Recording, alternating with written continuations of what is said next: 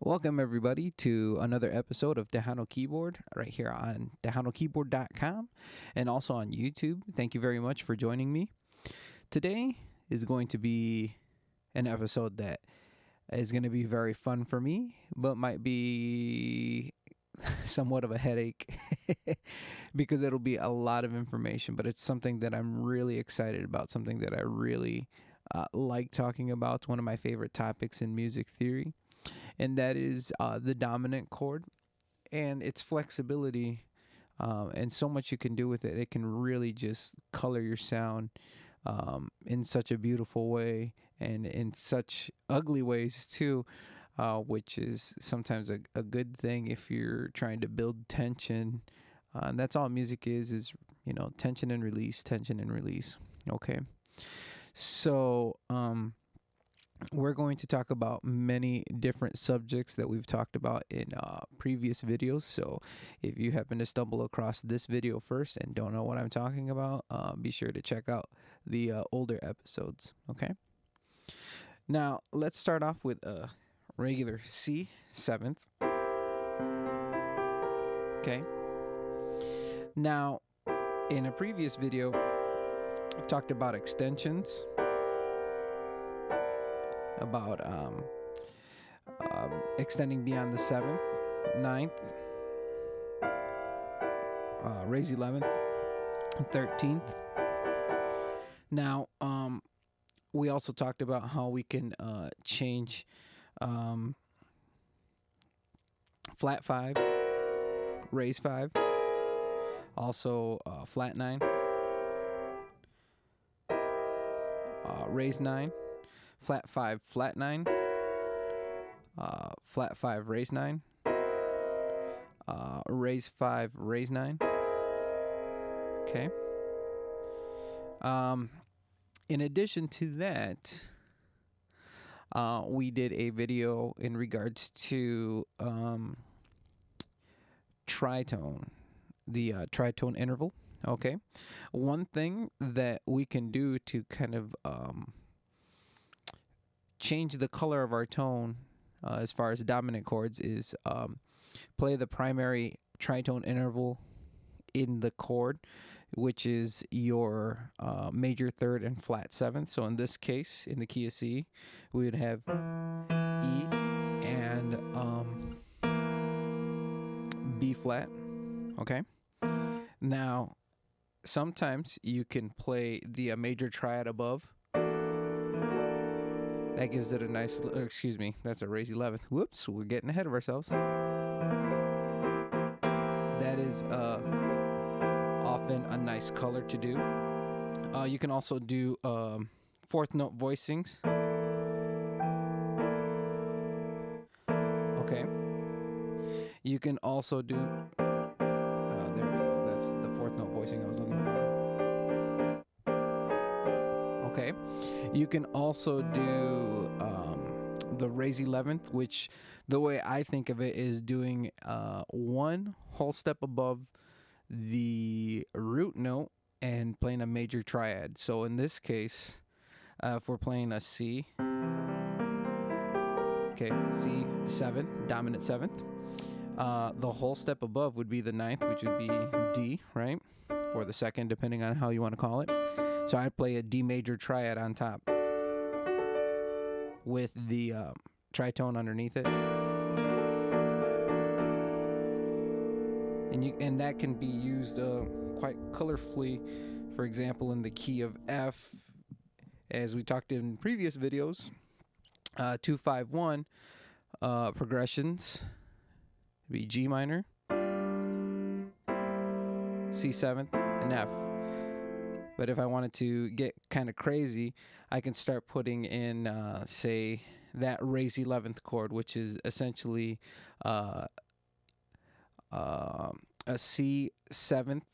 We'll just play the tritone there, and we'll play the whole step above major triad, which is D. And I know this isn't the correct theoretical way to do it, but it's just the easy way for me to remember. But this is a raise 11, so we'll go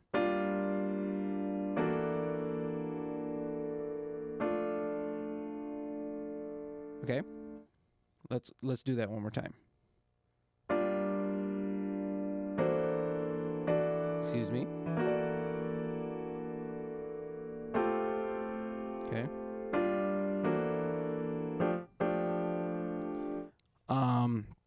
The other thing that you can do to make these 5 chords sound a little bit more sophisticated is not only in regards to the triad interval here, but something that's called tritone substitutions. Okay, now the way that this works is that you get the root note in the bass. So in this case, let's play okay, we'll play a C dominant 7th, right? It's a 9th right here. Okay, the root note would be okay, but instead of playing the note here, we're gonna do a tritone substitution for the C, which, as you know, is a flat 5th. So here or down here. So we can go.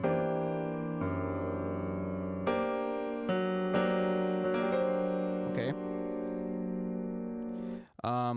Let me try and color this differently. Just okay. As you can see, by doing the sharp 11th chord, we already have the F sharp here, playing the F sharp down there in the bass. Okay, let's figure out a different way to color the chord. Let's say that we want to do a C, raise 5, raise 9. Now that works a little bit nicer with the tritone substitution in the bottom, because instead of C, we're going to play an F sharp or G flat. So that can work too in regards to the 2-5-1. So instead of okay, in the key of F, we're gonna, instead of going G minor, C 7th, F major, what we're going to do is play G minor, and then the altered F sharp, which is the tritone substitution for C, and then F. So essentially, the bass notes are going to go chromatically. Okay. Okay. That's something that you can do too with the tritone, is substitute it in the bass note. Substitute the root note for tritone. Now, one of the other videos that I discussed, and this is kind of a little trick that maybe other people have thought about it, but it's just kind of my cheating way to remember how to make different sorts of colors as far as altering dominant chords. But let's take this voicing where we're still using C7th. So I guess that makes us in the key of F, right? And we'll play the 1 and the dominant 7th in one hand. Now, there's something called the altered scale, which we'll get to in later videos, but essentially that has all the altered notes that you can change on a dominant chord, all wrapped up in one. But it's also called the Superlocrian, and oftentimes it is called the diminished whole tone scale. I'll play it real quick. I'll explain it in another video, but it's just starts off with the diminished, right, and then a whole tone scale. Okay, as you can see, those are all whole tone intervals.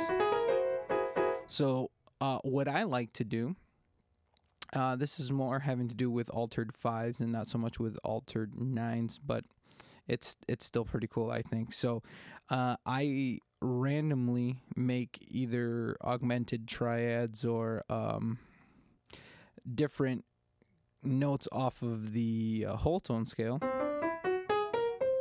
and then layer them over the dominant chord. And this works, like I said in a previous video, that the whole tone scale is only two sums. So you'll see here that, for example, you can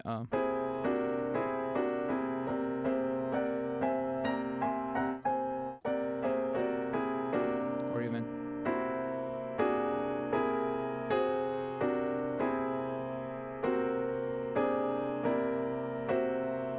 and those are all different variations or different colors that you can use in your progressions when it comes time to hit a dominant chord. And if you want to really make it colorful, make a statement, add some tension, that's one thing you can do. So let me put it into a progression so you can kind of see. I'll play it slowly.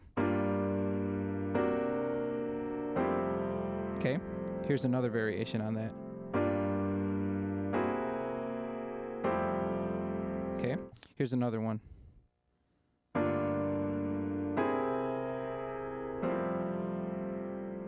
Okay, now I'll just kind of start putting a lot of the whole tone voices together in the progression when it gets time to the dominant chord. Ready?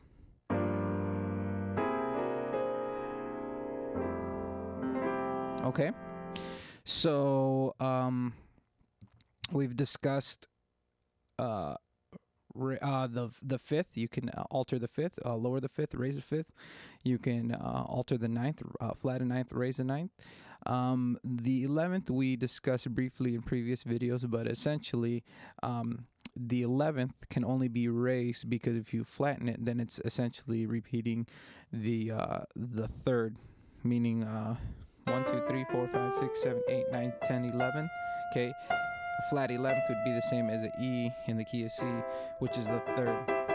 And then really a raised 11th is the same as a flat 5.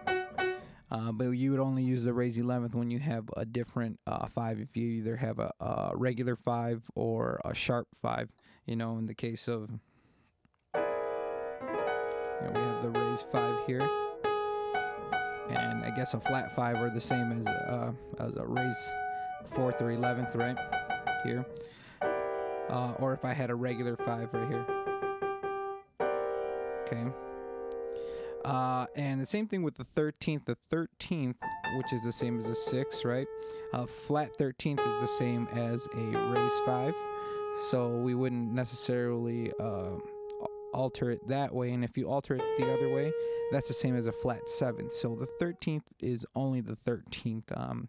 Some people call them differently and say that you only alter the 11ths and the 13ths. I was taught the 5ths and the 9ths are the ones that you can alter. But so we've already talked altering the color tones, the 5 and the 9. We've discussed tritone substitutions and the tritone interval. And like I showed you before, you don't necessarily have to have the root note in there. The bass player will play the. Okay. The other thing that we discussed too was the whole tone scale.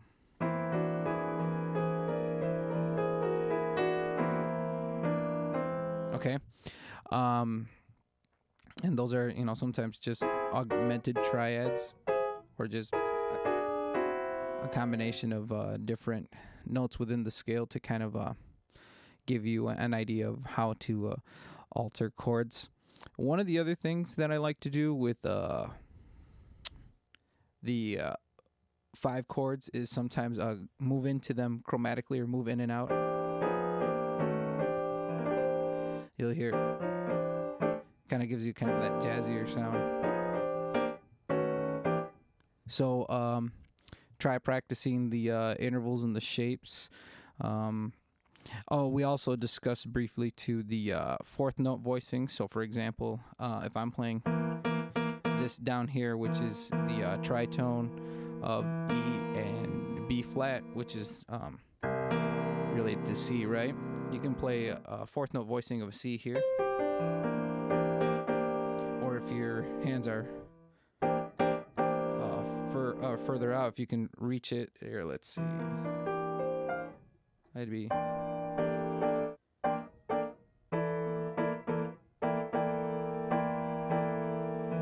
So in your left hand, you can have the tritone plus Well, now let's see here. I guess you don't have to repeat that note. So in your top hand, you could have a G, which is the 5th, the 9th, and the 13th. And maybe have the C.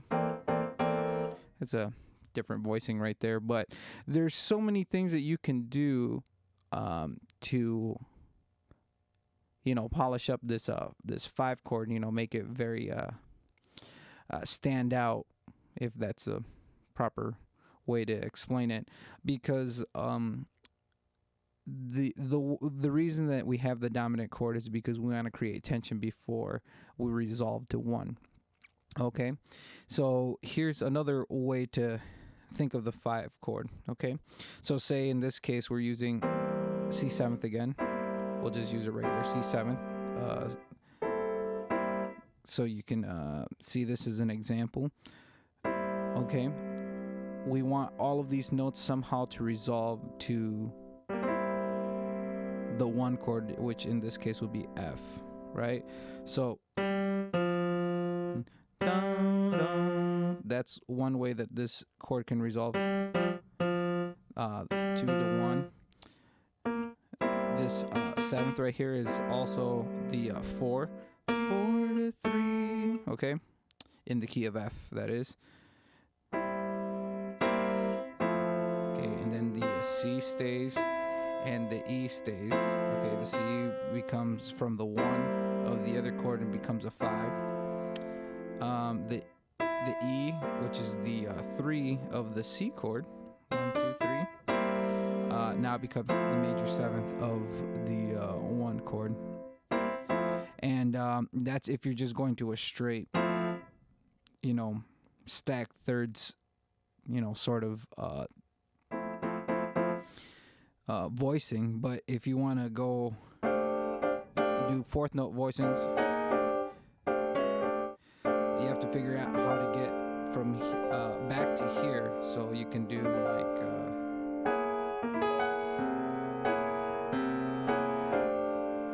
there's different ways that you can do it. I mean, we could literally spend days and days and days discussing 5 chords. But hopefully this gives you kind of an idea, and I hope I didn't make your head hurt. But this is something that I really love talking about. If there's anything that you guys have any more questions about, be sure to email me, or subscribe to the channel, and we'll probably put up some more videos later on about different techniques as far as 5 chords and how to voice them differently. But I hope you're finding these videos useful and helpful, and have a great day.